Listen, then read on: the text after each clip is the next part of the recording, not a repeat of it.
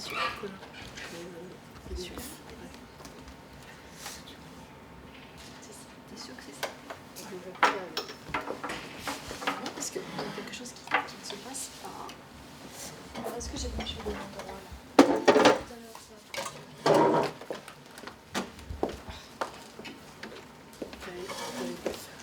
Comment? Non, non, non, il n'y a pas ce truc-là. Non. Je ne sais pas pourquoi, ça ne marche pas. Donc, les joies du numérique. Les aléas du numérique. Oui. Voilà. Je te mets un affichage plein écran. Oui. Est-ce que tu veux comme ça? Non, c'est pas lisible. Tu veux pas comme ça? Est-ce que ce serait plus facile? Celui-là, non? C'est la même chose. Ah non, je crois pas. Non, c'est pas ça. C'est bien. C'est pas ça. Non, non, non.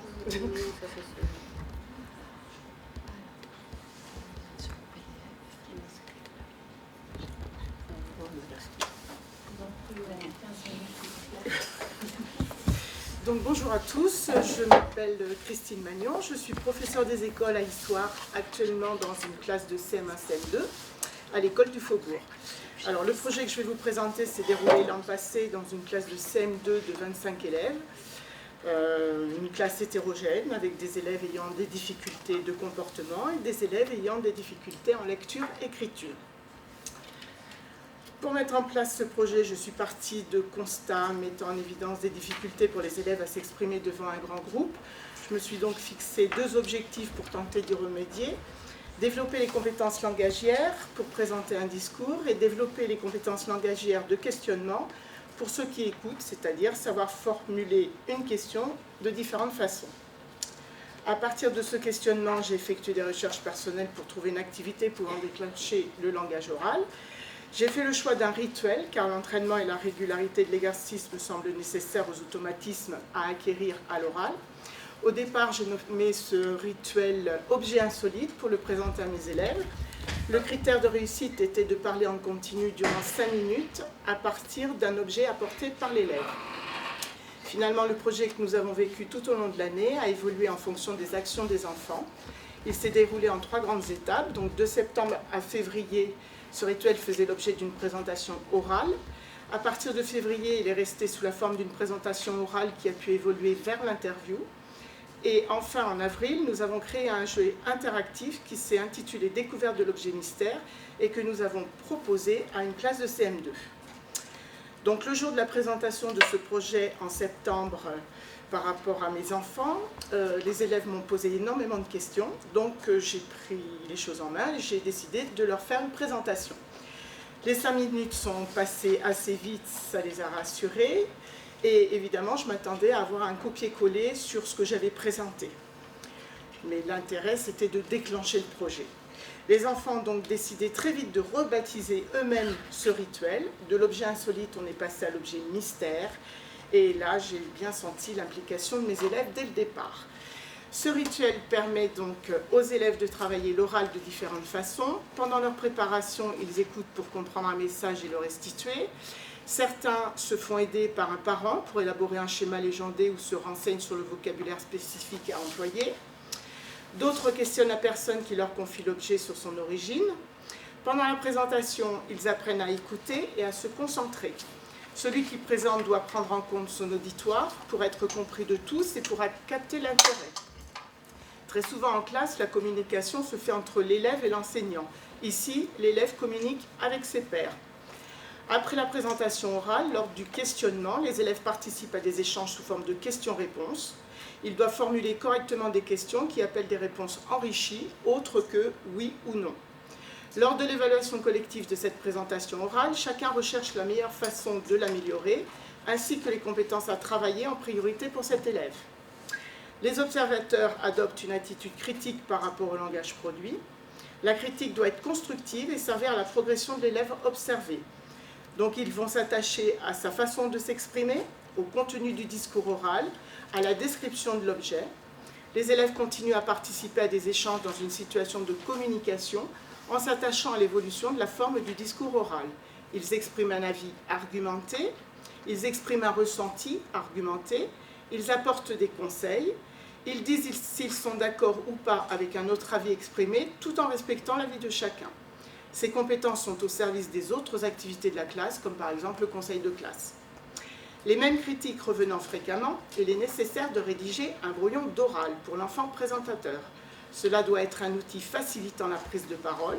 Peu importe sa forme, il faut une trace écrite qui permet à chacun de ne pas perdre le fil de ses idées pour s'exprimer et qui permet de soulager la mémoire des informations à communiquer.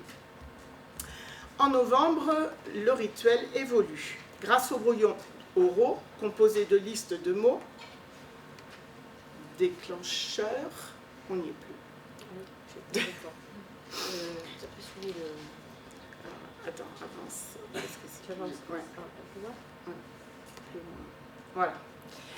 Grâce aux brouillons oraux composés de listes de mots déclencheurs, de cartes mentales, de schémas légendés, on peut très vite observer des progrès de langage oral, au moins avec moins de mots parasites et un discours surtout plus fluide. La grille d'évaluation est un support qui facilite la rédaction des brouillons oraux pour tous les élèves. Le présentateur est mieux compris par les autres.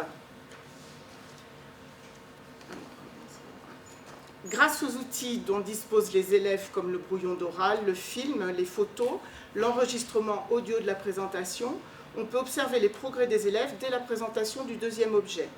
Celle-ci est plus longue, elle était de 5 minutes en septembre, elle peut être de 20 minutes selon l'objet présenté. Les élèves demandent librement l'enregistrement audio ou le film. Ce sont deux outils déjà utilisés pour d'autres activités au sein de la classe qui peuvent être vus et entendus plusieurs fois. L'élève observé peut s'auto-évaluer et valider ainsi le point de vue du groupe sur sa prestation.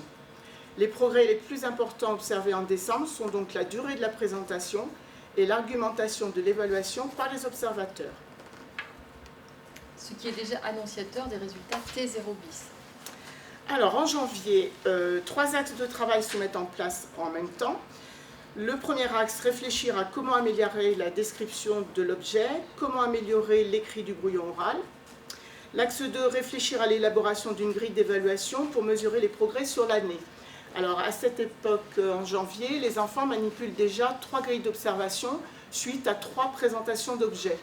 Donc il est décidé d'élaborer collectivement une grille d'évaluation récapitulative qui permettra à chacun de vérifier des progrès sur l'année en utilisant un seul outil.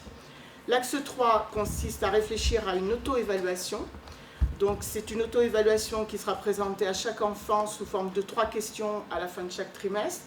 Chacun doit répondre à la question « Qu'est-ce que ce rituel m'apprend lorsque je présente mon objet ou quand j'observe un camarade ?»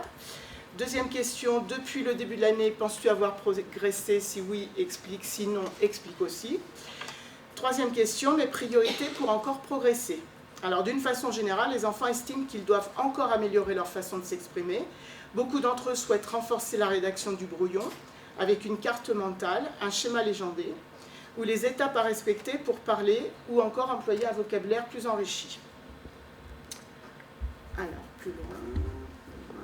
Donc ça, c'est tous les supports de réflexion. Donc,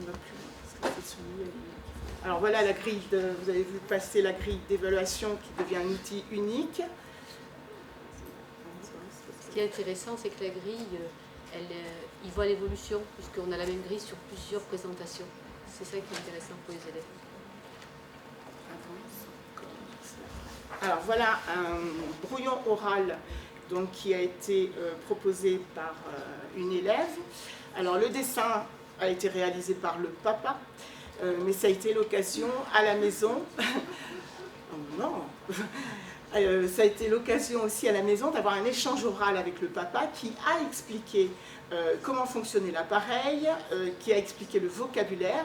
Et ce qui fait que l'enfant, quand elle a présenté cet appareil, elle savait exactement nous décrire le fonctionnement de l'appareil. Le brouillon est enrichi avec des mots-clés, ce qui n'était pas le cas sur ces premiers objets, ce qui permet de garder à l'esprit les rubriques qu'il faut aborder